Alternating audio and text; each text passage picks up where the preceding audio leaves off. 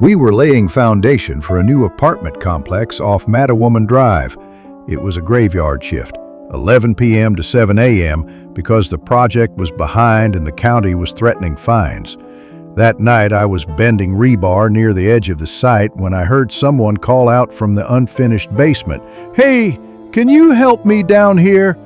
The thing is, nobody was assigned to the basement. It had flooded earlier in the week. I called out, "Who is that?"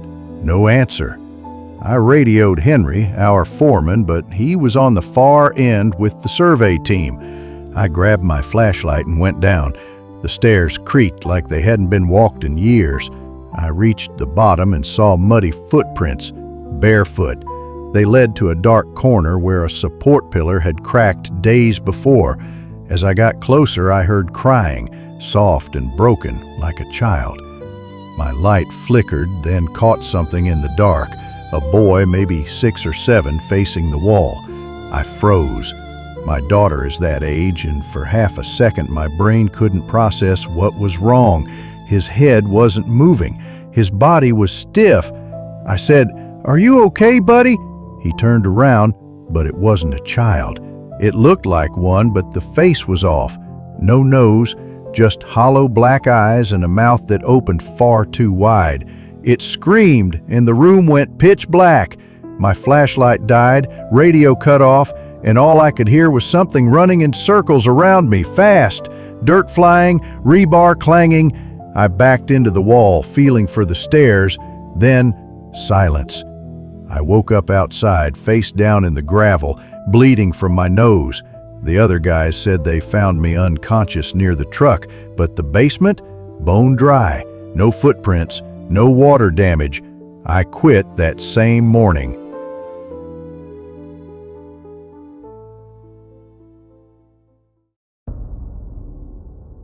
I poured concrete for 20 years. Nothing ever shook me like Site 17.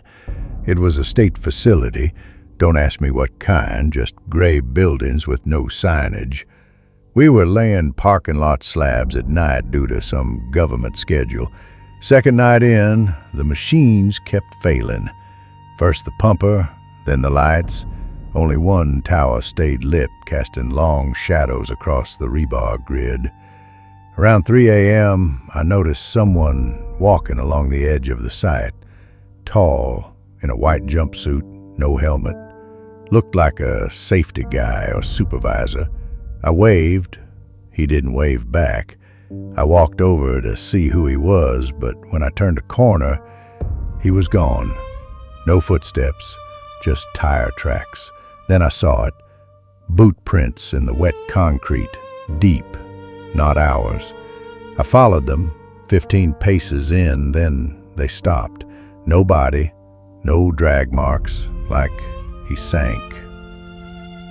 We tried smoothing over the prints, but the next night they reappeared in the exact same spot, fresh, still wet. By the 4th night, every guy on the crew had seen him, walking the perimeter, always silent, always out of reach. They started calling him the Inspector.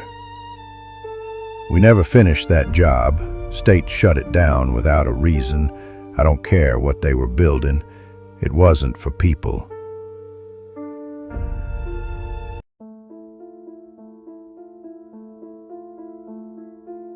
We were clearing trees for a new subdivision, out past the naval base. GPS was spotty out there, and someone flagged the wrong lot. We started digging before sunrise and hit something by 1 a.m. Stone, like an old foundation. Our backhoe struck metal, an old rusted bell. It rang. I'm not kidding. No one believed it until they heard it again. We laughed at first.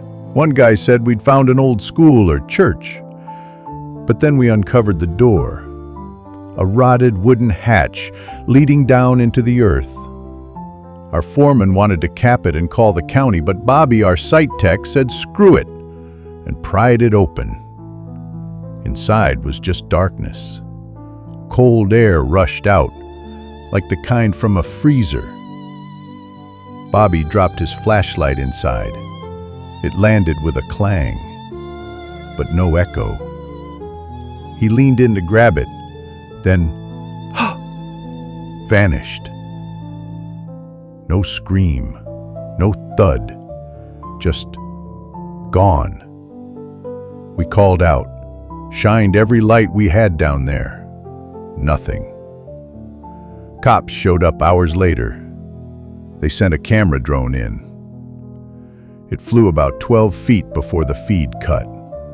They never recovered it, and we never saw Bobby again. A week later, I drove by the area. New fencing, concrete slab poured over the hatch. No record of a subdivision ever being planned. Just a private geological survey. Right.